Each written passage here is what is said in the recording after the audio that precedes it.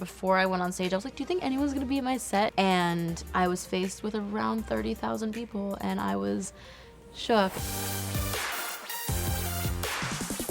Hey MTV, it's Madison Beer, and I'm about to take you behind the gram.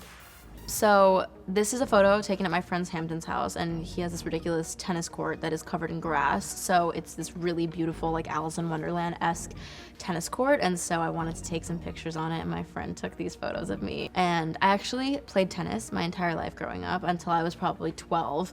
I had a tennis court at my house, and my dad was really, really good, and then he got injured, and so I stopped playing, but he and I would play pretty much every single day after school.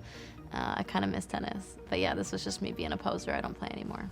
So I took this photo when I was on my way to dinner with my grandmother over the summer, and it was a beautiful summer day in Long Island, and it was lovely out, and I was just coming back from the Hamptons, and I was like in this kind of white frilly top vibe, and because that's just what the Hamptons are. So out of my comfort zone, by the way. This is not my style. This is not an accurate photo of what my style is. This is a bit more accurate, like with a leather jacket on, I guess, but this is very girly for me. But I felt cute this day, and I felt tan, and I was enjoying summer a lot. My style inspirations, I love Bella Hadid's style. I think she dresses incredibly. I really love how Jennifer Aniston dressed in the 90s. And I love the way Hailey Bieber dresses.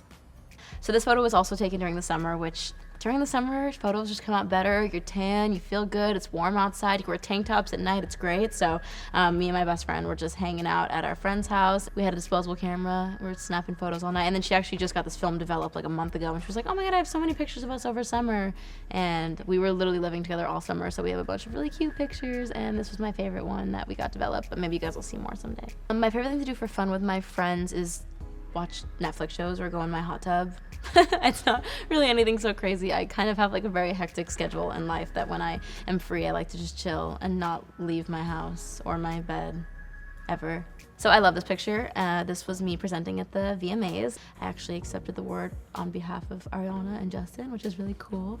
I just had a really great time that day. The VMAs are like such a fun award show. I don't usually love going to award shows, to be completely honest with you, but the VMAs are obviously so fun. As somebody who loves the directing and creating process of music videos, it's a really exciting award show. No offense to every other festival I've ever played. This was my favorite festival I've ever played. It was the biggest turnout to one of my shows ever at a festival. This was at Music Midtown in Atlanta, and it was unreal. I have a friend who's from Atlanta, and before I went on stage, I was like, do you think anyone's gonna be at my set? And she was like, Madison, you have a lot of fans here. And I was like, so like 100 people? And she was like, I think a bit more. And then I remember this was the moment I walked out, and I was faced with around 30,000 people, and I was shook, and I was like, are y'all at the right stage right now? Their screams were so loud, and they were so energetic and excited, and that was the moment I was standing there just taking it all in before I walked out and started singing. So shout out to you, Atlanta. You were the first time I felt actually respected and seen as an artist. My personal goal and dream is to sell out Madison Square Garden for obvious reasons. The name, I'm from New York, whatever, it all ties in really nice, and that's always been my dream, is to play MSG. So I hope that day comes one day. What's up MTV, I'm Madison Beer, and I'm about to push play.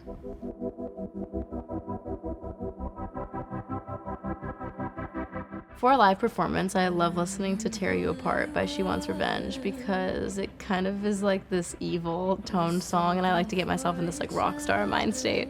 Sounds like I'm in a movie, but I like to pretend that I am before I perform. Leave me alone. I'm gonna say Brown Eyed Girl. My dad used to always sing me that song. My dad would sing me that song all the time. He had this little Fender red guitar, and he would just play it for me, because I think it's pretty simple chords, and he would just sing it all the time. And I would just be like, I'm your brown-eyed girl. Even though I kind of have hazel eyes, I may believe. When I'm in love, I think that I tend to gravitate towards the Beatles, and I think I'll particularly say Michelle by the Beatles is a really beautiful love song, and there's a bit of French in it, and I think that French is the language of love. I remember I listened to it one time when I was just in this like deep in love phase, and I remember saying out loud, the world is so beautiful, so clearly it worked. After a breakup, if I'm really sad, I would listen to a really sad song, but I would probably listen to Good Vibrations by the Beach Boys and try to get myself out of a bad mindset. I can never not dance to Say So by Doja Cat. It's just, the TikTok dance definitely did it for me, but it's also in quarantine, it was all I had to do, so every single day I was just doing the full dance, and now every time I hear it, it's a jerk reaction, it's instinctual. My favorite throwback track, it changes every day because most of the music I listen to is pretty old, but I'm gonna say The End of the World by Skeeter Davis because I just rewatched Girl Interrupted and it sparked my love for that song again. My go-to karaoke song, I'll say Just Dance by David Bowie. I don't know, I feel like I have big vivid memories of me singing that when I was younger. I don't even know why that just came to mind, but I swear it was that song. Before a big night out, I would listen to WAP by Cardi B and Megan Thee Stallion.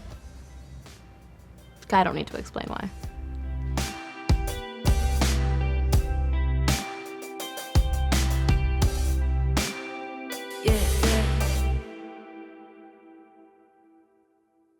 Like, if you think you know everything, I promise you, you don't, and you don't want to be that guy. It's not cute. Hi MTV, I'm Madison Beer, and I'm gonna be answering some questions based on the titles of my songs.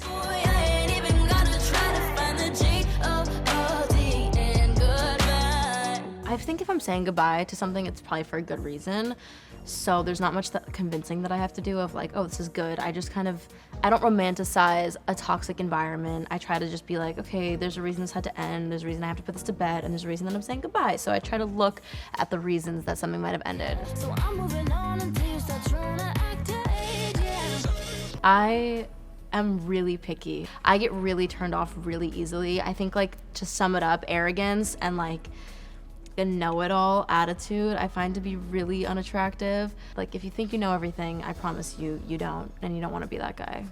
It's not cute.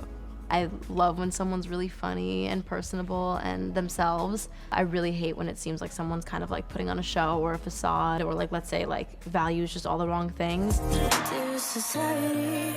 You've pushed me to the edge, so here's some clarity.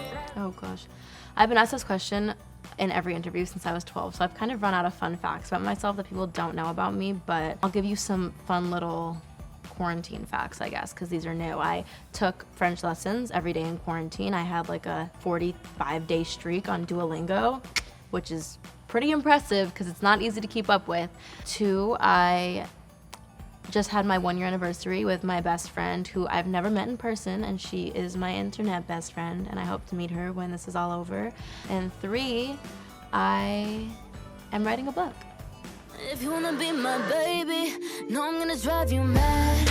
I would tell my younger self to buckle up and get ready for the ride of her life, and I would give her a big hug, and I would send her on her way, because she's gonna be fine, and she's gonna turn out great. Bye, MTV.